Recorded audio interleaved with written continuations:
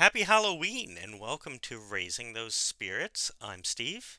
I'm Sam. Happy Halloween to you too, Steve. It is, I guess, probably never going to happen again, honestly, that Halloween falls on a launch day for us Well, I mean, if we keep doing Tuesdays, and for then it would be another like 7 years. 7 years. The calendar doesn't exactly work that way. Yeah, but like, you I know what don't I know. mean? It's 6 to 9 years, 5 to 7 years, whatever the thing is. It's like, all right, I guess we might make it 10 seasons. We That'd be very impressive. It is unlikely, That's but what who I'm knows? saying. I mean, It's we don't have other hobbies. like your kid's going to be like looking at colleges by that point.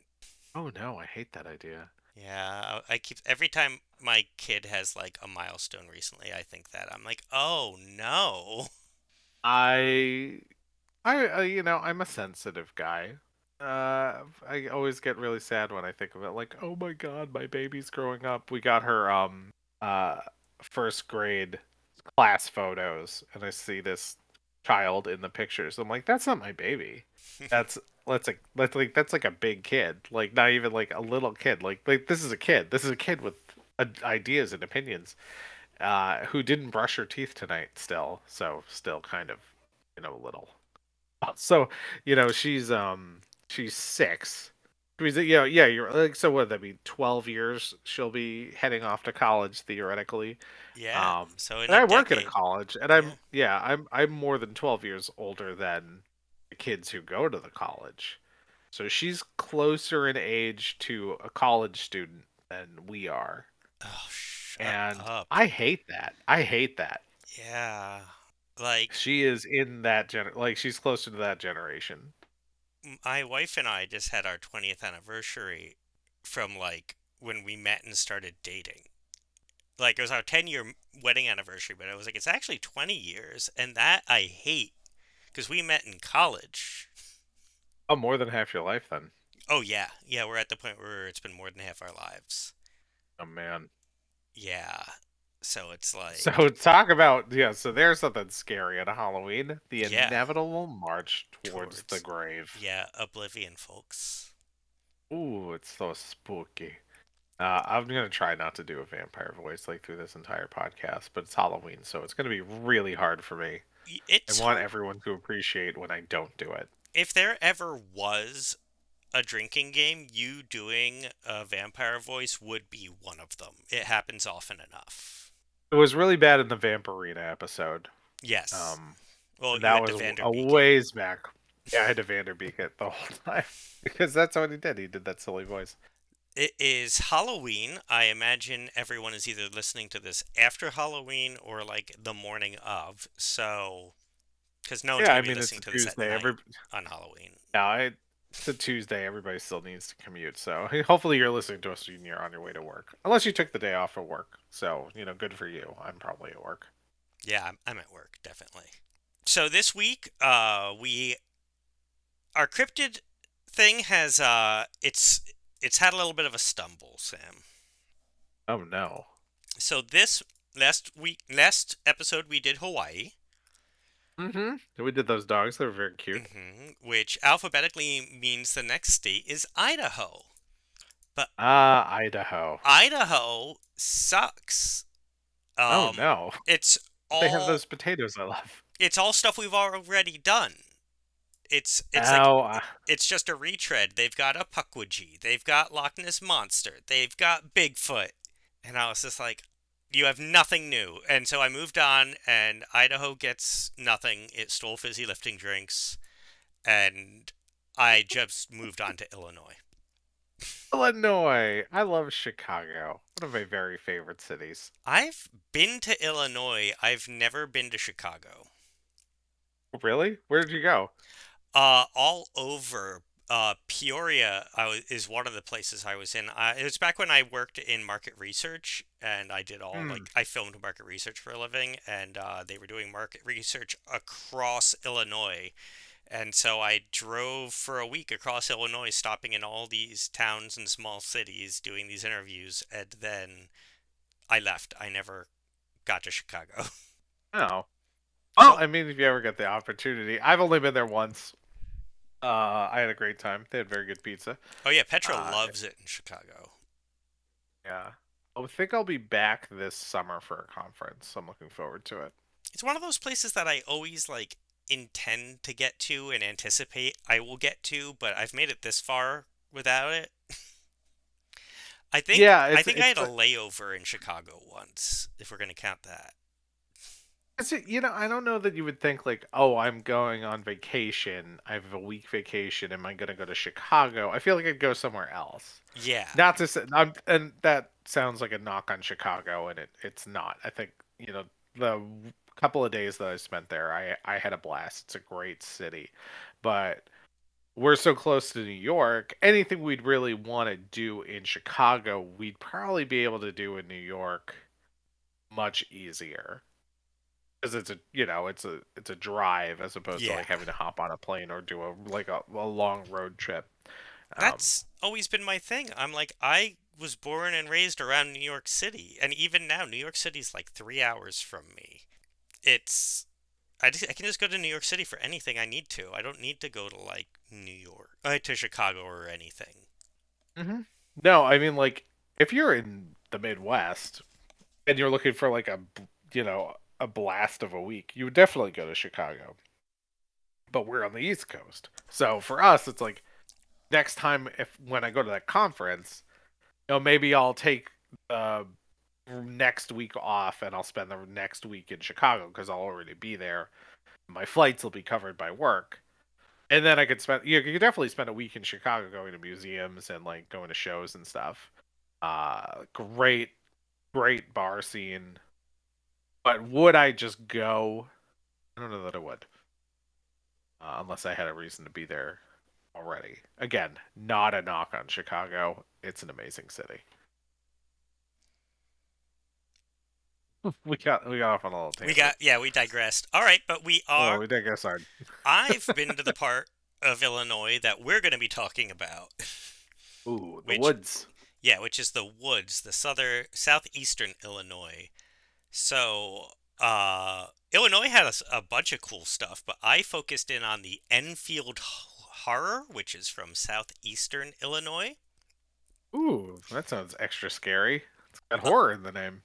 It's first appeared in the 1940s. It's a leaping simian-esque oddity. Was reported to be seen around this area. And then in the 70s, a similar beast that more people got a good look at claim it, along with being simian like and leaping around, it has 3 legs and bright eyes that almost shine like flashlights when the light hits them.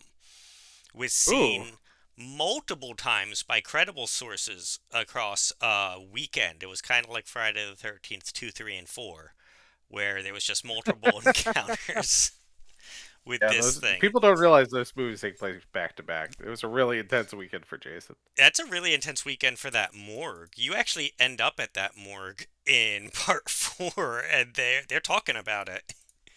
Oh yeah, yeah. Uh, but yeah, so this happened, but in the town of Enfield, and over the long weekend, multiple people ran into it over the course of these days. It was scratching, trying to get into some people's homes. It supposedly attacked a child who got scratched up by it, Oh my gosh. which was also witnessed by an adult. It was hunted down. People they found scratch marks and things along the ways, but they didn't actually find it. Someone apparently did see and shoot at it and swears they hit it, but no blood or anything was found. And Ooh. it's really like it's the good type of cryptid where I'm like, we could story break a horror movie for this. We could sit down and easily turn this into a fun horror movie. Why But does it have 3 legs? That's what's weirding me out the most about this and it this has tiny creature. T-Rex arms with talons. It's kind of Aw. like a raptor, but an ape and three-legged. Oh, three-legged monkey raptor. Got it. Oh man, I should have just put that into into Midjourney. All right. So what did it? What did you put into Mid Journey? What did it come up with? Oh, are you gonna put that in? I mean I have to. So Midjourney. You know how Midjourney always gives things way too many legs? Yes. I could not get Midjourney to give this thing an extra leg for the life of me today. I was like, this sucks. Oh I'm man, it was literally not writing your day. three-legged. If you want a two-legged creature, write three-legged. It will just put two. So we have a lot of, I think, really cool fodder for our cryptid, but But nothing that looks like.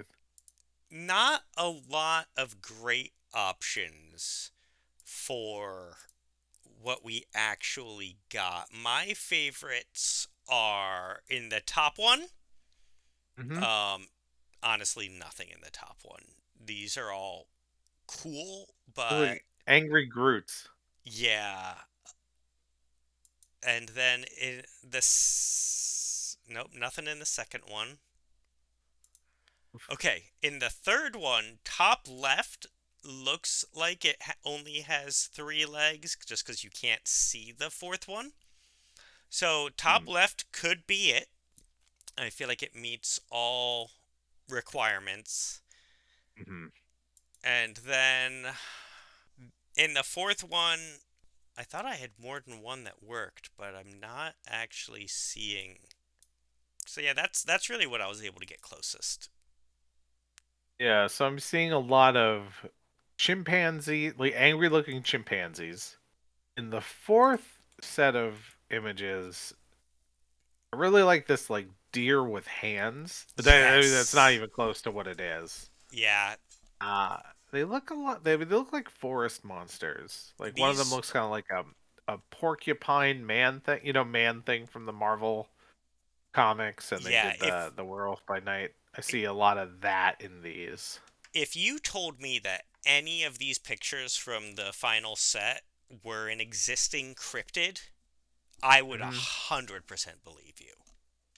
Oh sure. Yeah, the deer looks like what is it called? The knot deer. Have you heard of those? They're animals that are look very much like a deer until you pay close attention to them and you realize it's not a deer. I don't know that they have like a quantifiable explanation as to why it's not a deer. It's just like something your brain tells you this is not in fact a deer. Oh. I feel like that deer in that picture looks like that. I think it looks like something that you'd find in the movie Annihilation.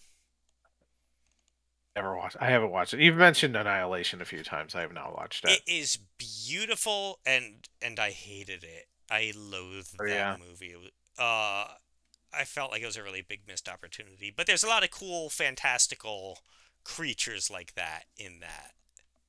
So I'm gonna say the top left of the third set is the closest I was able to get, but there's a few potential fun cryptids here for Mhm. us. I mean, there's this the the bottom two I really like in the fourth set. Mhm. In the third set, um, the third set's pretty generic. Uh, but in the second set, the bottom right, it's a little wild. The bottom right looks like um a simian, like some sort of primate that's flying. It's floating. It has no legs. It is It has no just legs. hovering. It's got like wizard fingers, and it's wearing a Little House on the Prairie dress. Yeah, I was gonna say it looks like an old timey blouse. Yeah, So it's almost like could it be like a were creature, like a sort of a were ape, or maybe like, it's one it's of the almost like old a ones. Like, yeah, it looks like otherworldly. It's like something that's trying to look human, but all it was able to figure out was shirt. yeah. So it's like a floating ape demon, like interdimensional ape with a Little House on the Prairie dress. And then in the top left, it looks like it's just a man in a bad costume until you realize that each hand has six fingers. Ooh. So that could be a fun cryptid where it's like it looks like a man in a mask, but actually, Oh yeah, it's like its disguise is looking like it's wearing a disguise. yes, exactly. So I Ooh, like I like that that. as a potential.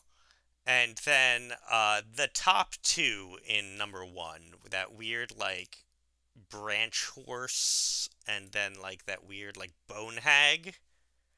Yeah. So, Yes. I like the branch horse.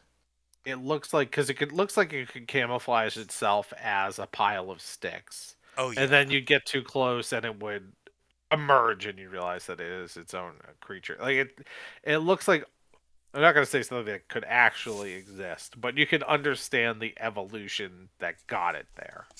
Now, I agree 110%, but the problem is we've already made a very similar cryptid for Arizona. Oh wow, that was very early on Yeah, in but it this had part of the like the project. skull head that like it looked like it was just like a bull skeleton. Oh And yeah. then it had like instead of the branches it had what looked like sagebrush on its back, like tumbleweed, and it would like Mhm. burrow itself down and then it would grab you when you came to look at the skull. Oh, you're right. I remember it. So what we've discussed with this guy is very close to something we've already done, which is cool because it means that it's evolved to be in different habitats. My God, it's grown. That's like, yeah, now we have to start going back and updating our cryptids because they don't have to just be in that one place that we created them.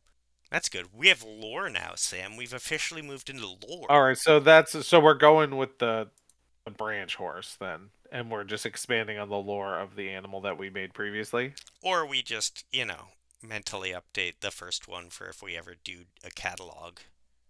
All right. Either I don't or. remember what the name of the animal is for Arizona. It's too long ago. So we didn't actually write about this one. That was from before we ever created stories, but Oh, that's right. that was the second cryptid we ever made. It was called Skullfree. It was a horned sagebrush that smothers you, and I think this is a subsect of that lives in the forest instead of the desert. Oh, okay. Oh, it's like a cousin species with the Yes. skull free. So this is like all right, the forest skull free. Skulfie.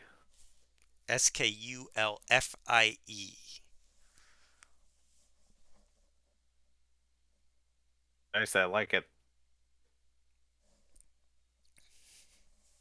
So now that oh God, I almost just like want to be like, hey, we kind of already story broke this to a degree in that episode.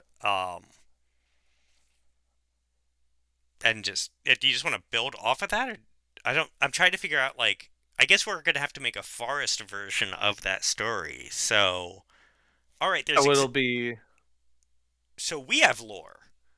So okay. does that mean this universe has lore? Our like the universe of the cryptids that we're creating. The universe, okay, so we're writing a story about this cryptid. In that Right. story, does this cryptid now exist since there's lore? Do you know what I mean? Like, is this Oh, something okay. someone would have heard of, or is this going to be a mysterious encounter? I think we're building our own sort of cryptid cinematic universe. So if it existed there, yes, people would have heard of it. Okay. So we're building our own. This Yeah, is our own alternate universe. if it's prevalent enough to have multiple forms, people have to have heard of it. Oh yeah. I mean, this thing it's an invasive species. I guess It's what the it is. aloha form. Oh my God.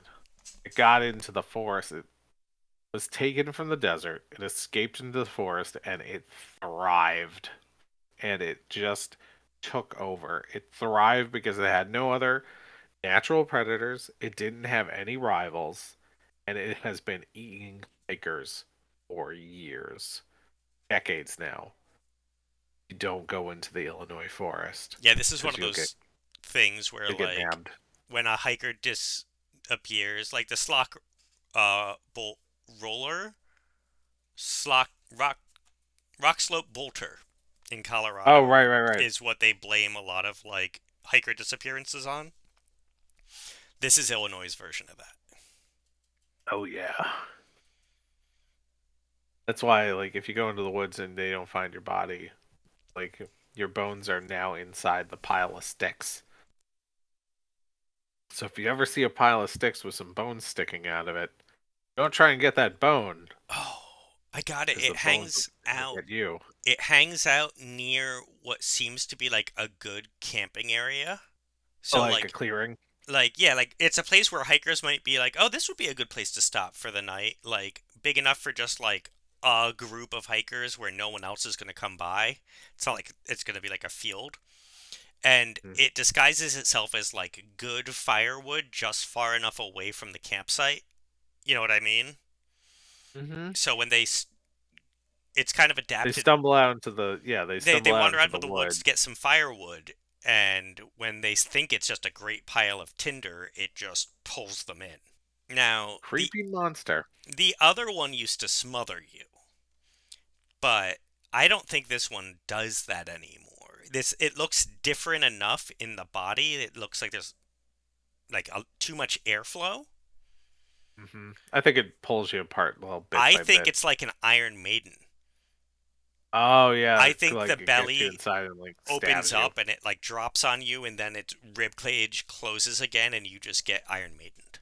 That's some dark stuff, man. Yeah, well, I mean, we're It's making Halloween. cryptids. It's Halloween. We're making cryptids. It's Halloween. End of the day, it's still murdering. I mean, it's an animal. It doesn't know what it's doing. And then, yeah, like your blood and stuff. You basically, like, it does that, and then it kind of, like, burrows itself down, and you're just fertilizer for it. Oh, oh, like it grows its sticks out of your body. Mm-hmm. And that's why they all look kind of like bone. Have fun writing this one.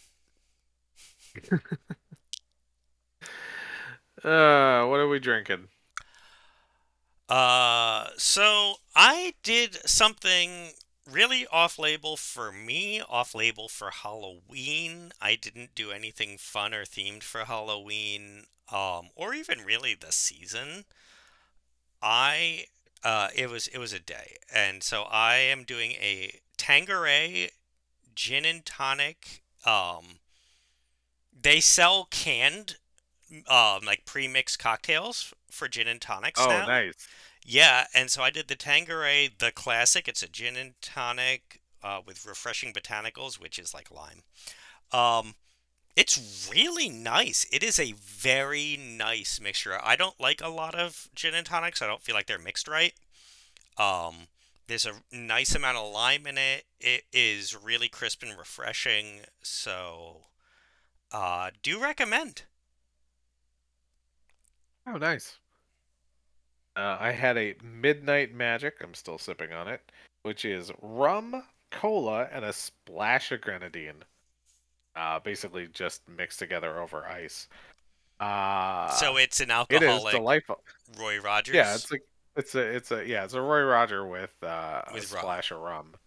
When I say splash, I mean I poured a nip in, and I It's a used drink I used Bacardi to Spice drink Rum. a lot when I was younger. Oh yeah, this is great. I It's used to get that delightful. I at mean, it's such an bars. easy. Yeah, it's a very easy drink. This is very nice. It has a nice red hue to it. It's very Halloweeny. Like blood at midnight. So it was an easy. This is an easy win because it's a very uncomplicated drink filled with things that are very sugary. It's all sugar. I mean, it's Coke, rum, and grenadine. It's very sweet. Yeah, yeah, that is the problem. It's like, oh, I'm gonna have a headache no matter what. Oh yeah, life is a headache. It's fine. Might as well be drunk. A little tipsy. I'm not drunk. I'm arguing with myself. It's What a fine. movie did we watch? We watched a movie this week. I feel like we lead on movies a lot more these days because they're too fried to read. Yeah, that's the thing. When we first started this, we did a lot of books, and I enjoyed it. But the last But who like has, year has just been I, You know I'm what it having is? trouble doing the movies. I think it's because the COVID has lifted. I'm not gonna say it's gone. We all know that COVID is never going anywhere. I gotta get my booster shot. But we've gone back to our regular scheduled lives. So I just don't have time to like sit down and read a book. Like my life is more busy now than it has ever been. Yeah, Some movies are an easy option. So I like it. I like that we focus on movies. I feel like most people tune in for the episodes where we do movies anyway, so it's probably for the best. But what did we watch? What did we watch? we watched Monster House. Ooh, good movie. I Yeah, think I liked it. I like Monster House. It This is was good. it's something we watch every few years around this time of year. It is not as good as Paranorman, I'm gonna say, but I Now, comparing it to Paranorman, I'd say Paranorman is the stronger movie. yeah, but Paranorman also came out 5 years later, so it had a lot of time to build on technology and things. But Yeah. Monster House is still good. My thing with Monster House is, we were clearly adults by the time it came out and we saw it. Yeah, it was '06, so we would have been like getting towards the end of college at that point. And I honestly didn't even see it probably until around 2011, 2012. Hmm. Um,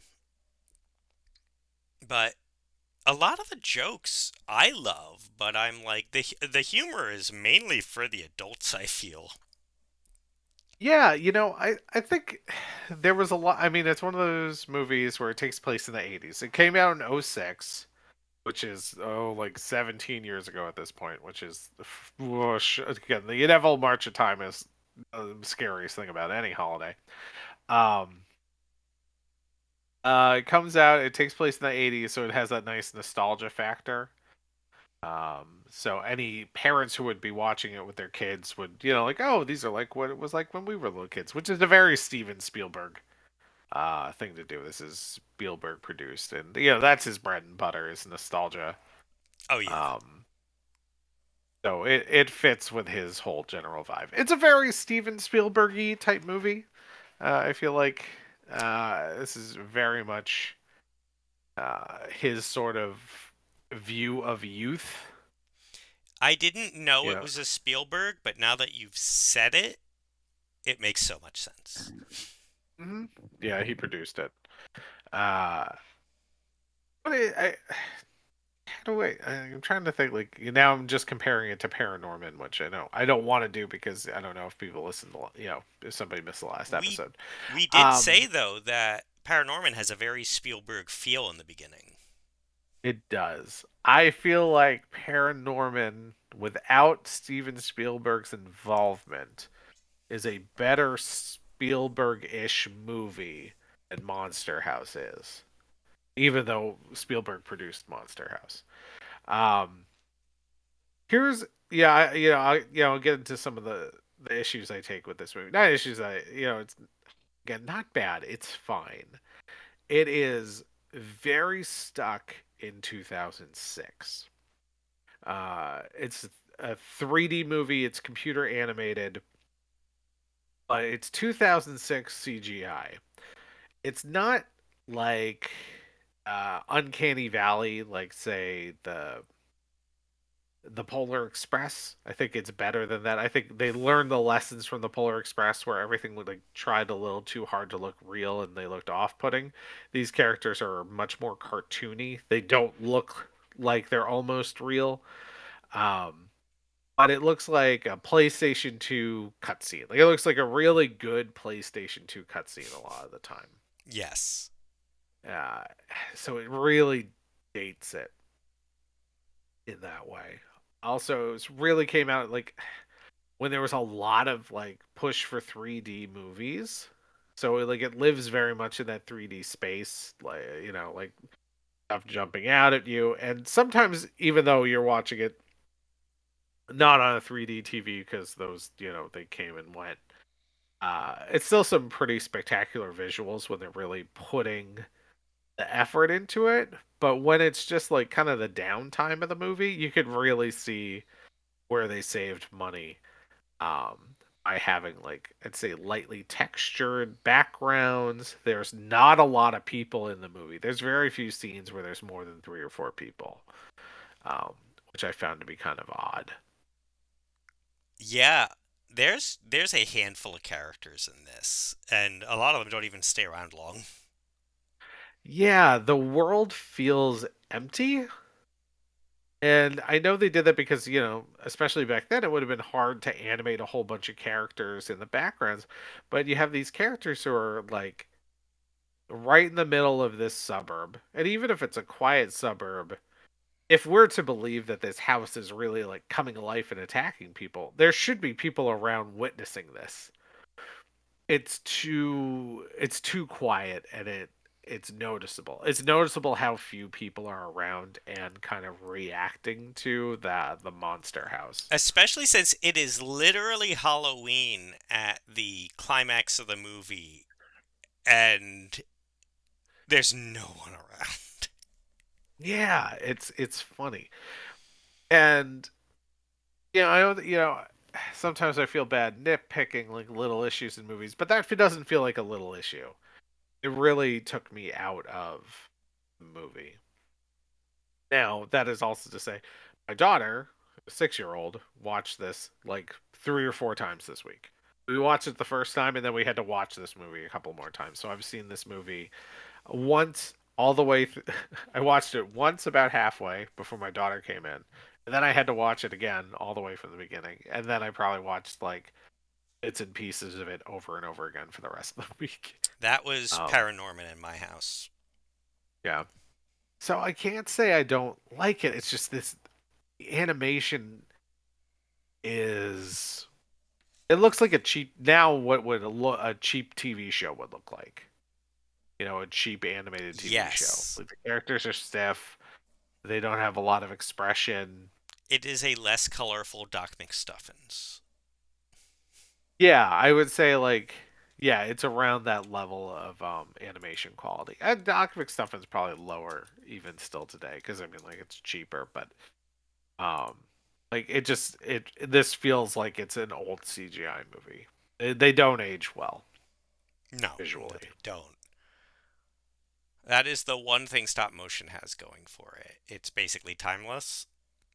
Yeah, Paranormal will stay looking beautiful forever because it was beautiful. Whereas these characters get more, I almost want to say grotesque over time. That sounds too harsh. But they look more bizarre over time.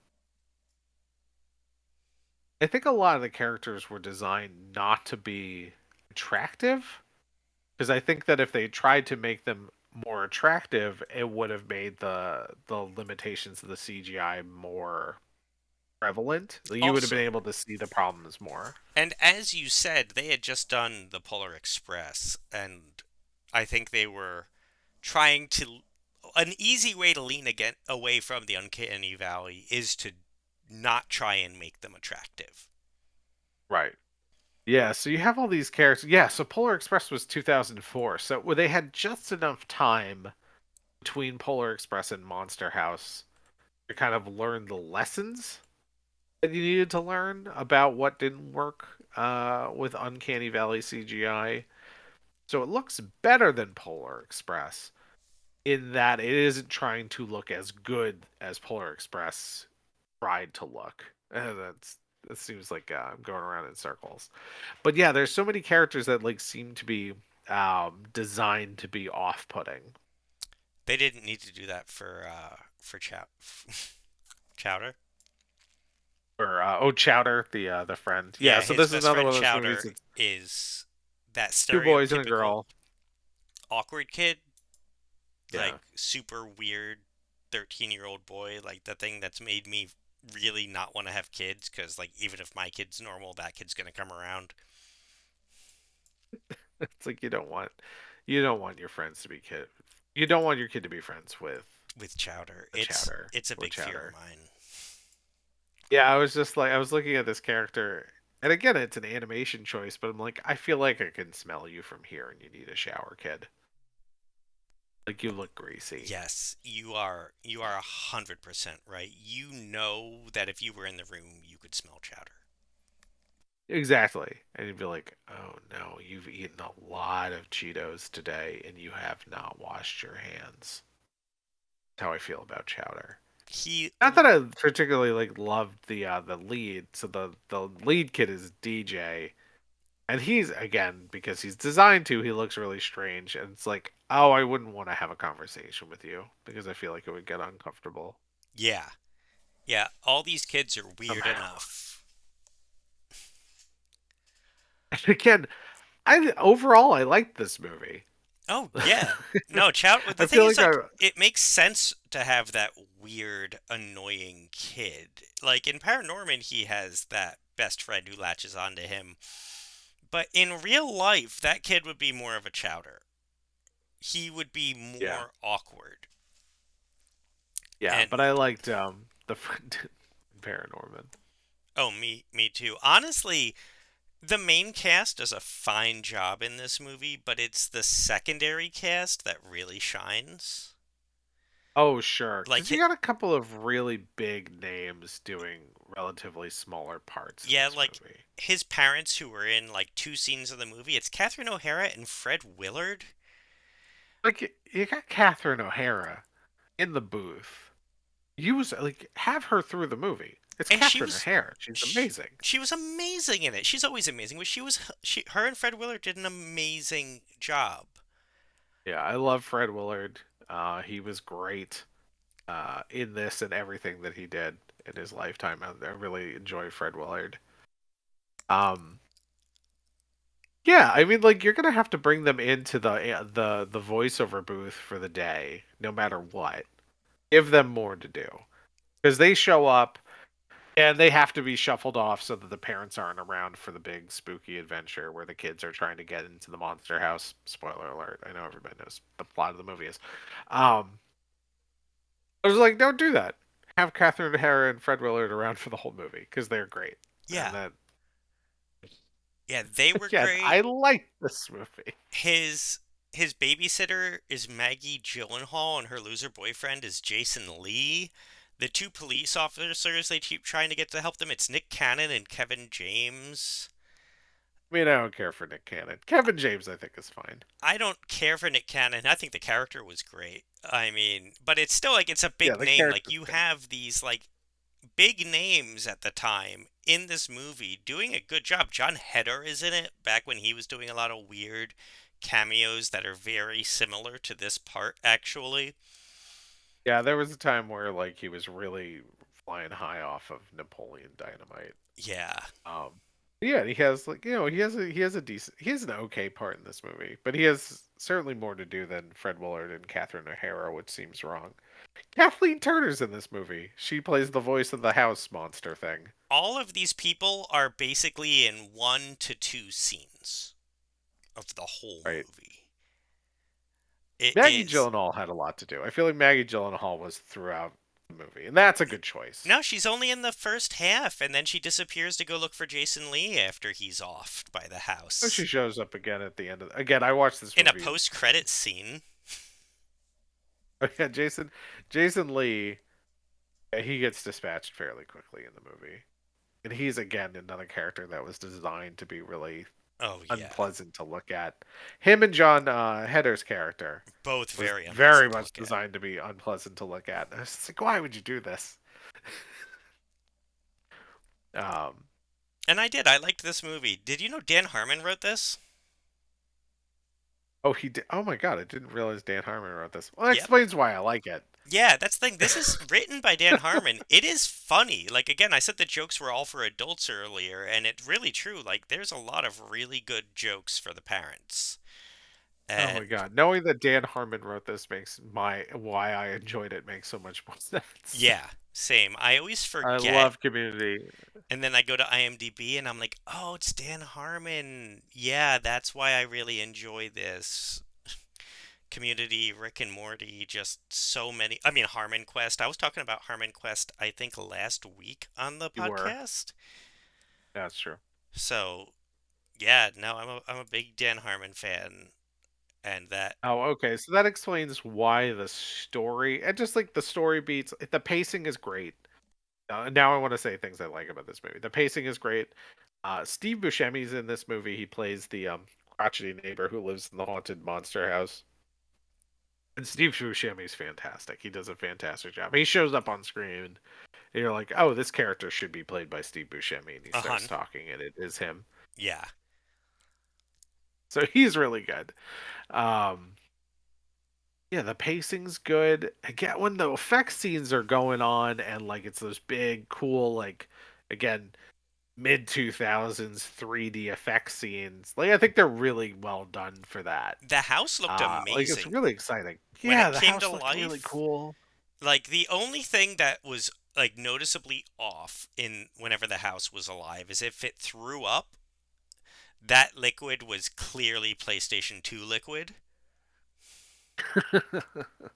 But otherwise, no, like it that part they did an amazing job on. It looks really good. Yeah. Um yeah, yeah, so that's my main problem with the movie is it's the visuals are always going to be stuck in that 2000s period of time where they were still figuring out what to do with CGI and kind of we were waiting for the technology to catch up with the ambition. Um It's as far as almost like it it seems like aesthetically they almost tried to lean in to stop motion feel. Like they did it CGI, but it almost looks like they tried to make it look like a stop motion film, just done simpler with CGI. I think that was one of the I mean, what was the first CGI, fully CGI movie what was that Toy Story? And I Yes. think one of the best things that Toy Story did was just making a movie that was about toys that allowed a lot of leeway with the character design to allow to for them to look plastic and fake and have their motion kind of be stilted. Because that's where the technology was. You could make a good toy character because a toy doesn't look like a person. And then the technology grew so rapidly, and then we get to 2004, you know, it was less than 10 years after Toy Story 1. And they could make these characters that looked human, and they didn't realize until after that they shouldn't have tried. Full So Jeff then, yeah, Goldblum. then what was that? I said full Jeff Goldblum. Yeah. No one asked if we no one thought about if we should. Um, and then this, I feel like they're trying to they're starting to try and thread that needle. They're trying to figure out like, okay, how can we make them look good, but not be so overly ambitious that we make something that's hard to watch. And that's when you get to the Monster House level of animation. Yeah, I mean, again, for the time period, they knocked it out of the park. Yeah. No, I think they did the best they could with the technology they had at the time. Uh, even if it does come up short, even if it does like, you know, you have a town that feels like nobody's in it. Yeah, that was the thing. They did not have the processing power for background characters. No, it just wasn't there yet. But the most important thing about the movie is the house looks incredible. The house looks Yes. really good. Uh, the house is scary looking. When you go inside the house, it's frightfully creepy. I think they did a really good job with the design work on the house, Yeah, they did a and really that good job carries it. making it like an Yeah, ominous, foreboding atmosphere whenever they were inside the house. Like it was claustrophobic. yeah. So good job there. Yeah, I would say the pacing is good. It's scary when it needs to be, but it's never so scary that you wouldn't want to watch it with your kid.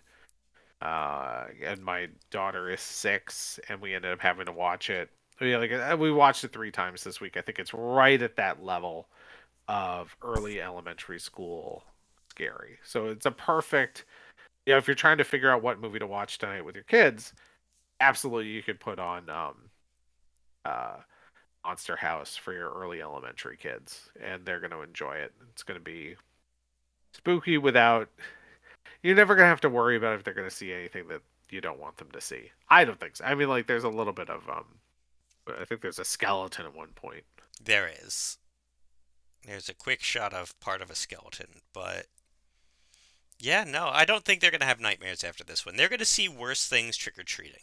Yeah, that's true. You know, you see scarier stuff at the house of somebody who went completely overboard with their Halloween decorations than you see in. Which is all you really It's want. yeah, it's nice. Everybody, I think it has a nice ending. You don't have to, you don't have to worry about if anybody like is really gonna get hurt by the end of the movie. It's all resolved. Everybody's fine. Um, sometimes the boys can be kind of gross in this movie, but they call them out on it and they recognize the fact that their behavior is a little bit like gross. And they're 13-year-old boys, inherently Yeah, gross they're very much. creatures. I mean, really the worst. Like I remember being in middle school, and gosh, I would not want to be around middle school me. It was terrible. No, I cringe. I hope my son isn't half as weird. Well, I mean, I think that oh, the fact that you've had that thought means you'll be able to avoid it. I hope. Just make sure he showers. I mean, that's the most important thing, right? Like, as long as your kid showers, unlike Chowder in this movie, who we could tell just by watching him did not, they're probably going to be okay. I believe in your son. I think he's going to be all right. I believe in him. My whole thing is, I'm like, please don't let public school ruin you. Public school. I'm going to save my opinions for different for a different time. Ugh. It's hard. It's hard having a kid in school. It's hard dropping your kid off at school and thinking like, "Oh, you are off in the world and I'm not with you." Yeah, yeah, it's an adjustment being like, oh, you're just off doing stuff because his preschool puts up like pictures of what they're doing throughout the day on an app that we have to be on. Oh, that's nice. It is. It's nice. Like you get to see like, all right, he ate his snack. Oh, cool. He used the potty. Like, oh, nice. He's like drawing. He's painting with a bunch of kids. Oh, he's outside on like a big wheel with a bunch of kids. So like, it's almost easing me into it. It's like, all right, he's away having his own life right now. But I occasionally get like a ping on my phone that gives me a tiny glimpse into that. Yeah. Now, and I remember dropping my daughter off her first day of school and just like crying because I was like, "Oh, I don't know the person who she's with." It was Hmm. hard, but we all do it. What are you gonna do? You It's gotta. part of life. You gotta let those kids fly. Happy Halloween! Oh my gosh, hug your kids tonight. Hug your kids. Go trick or treating. Keep your kids trick or treating as long as you can do it. I'm going to trick or treat with my daughter As long as she'll until let you. she is as long as she'll let me. I just ordered a Halloween costume for the dog. We went to Spirit Halloween over the weekend. I got myself an inflatable costume. Nice. I'm just gonna keep this going as long as I possibly can. My That's my son goal. finally is old enough to like be excited about and understand and appreciate Halloween, and so I'm stoked. That's great. You gotta find those full size bar houses. I already know where they are. Ooh, The lucky you. my town, I think we've talked about this in previous years, doesn't like do Halloween. There's like no trick or treating. Uh like our block luckily has a ton of kids, so there's trick or treating around the corner from us. But because there's like no houses participating and no trick-or-treaters, a lot of the houses do give out full bars Ooh. because it's like these kids are only gonna get to hit maybe 20 houses. We're gonna make it worth their like, you know what I mean? Like it's gonna be they're not just gonna get like 20 mini Butterfingers, I which was is talking to nice. my coworker who has a brother in one of these little suburban towns right outside of Boston. And like, I don't get a lot of trick or treaters in my house, and I'm in a pretty big town. And I'm right by couple of main roads, and there's just not a lot of foot traffic. It doesn't feel like there's ever a ton of kids out. And I was hearing how this other town, just a couple of towns over, like my friend's brother got like 1,000 kids. They counted. They had to go and get more candy halfway through. I'm gonna burn off the candy I have over left over from last year because I still have like a sack of it. Um, and they got like 1,000 kids. I Like I've never seen that. I've I never in my life have I applaud seen that. your willpower to not have eaten that candy. I forgot it was there. Okay. Honestly, I had to hide it. I had to hide it from my kid, and then when I hid it from her, I hid it from myself. And honestly, I ate all the good stuff. It's pretty much just the leftovers at this point. I'm going to candy jail, I think, this year.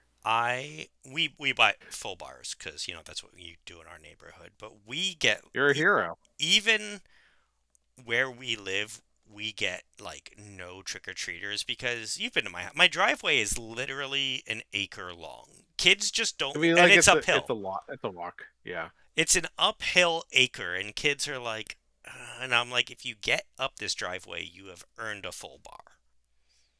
But we don't have a lot of takers, which is fine by me because then I have full bars. Oh yeah. Oh, I'd eat those. Oh yeah, and I do. I'm looking forward to those Twix. No, I gotta go to the store and start buying some. I always like to make sure I have enough non-candy items too. We always have Play-Doh. For the kids.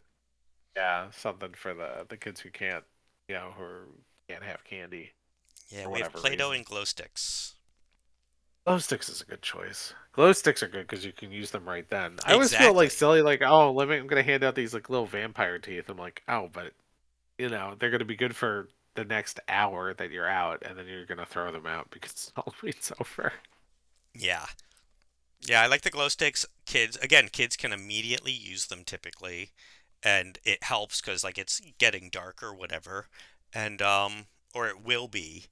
And yeah, Play-Doh, I mean, back when we lived in New Jersey, we were in a very high traffic area. Like we would get like 1,000 kids, and we had a very popular house because people knew like you could get a piece of candy, but we also had like Play-Doh and glow sticks. We had like so many options that we had like a ton of foot traffic, and I kind of miss that. Man, imagine how disappointed the kids were the year that after you moved. Yeah, that house had to be like, what is going on? We would Why are get all like these kids high showing up? school kids that should have well aged out of it were still coming by because they were like swag, man.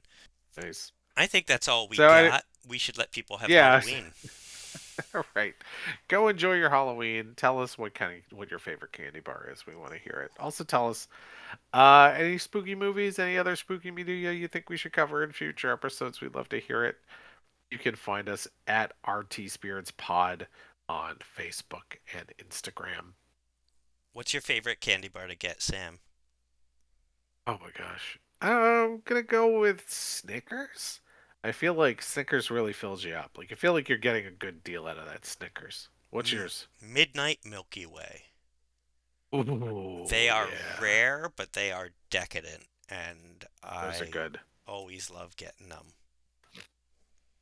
All right. Well, may you get your favorite candy bar going around tonight, and your kid will allow you to get it, or they might just not notice it's there. It's like a walk you around tax. All right. Well, spooky dreams, everybody. Happy Halloween! I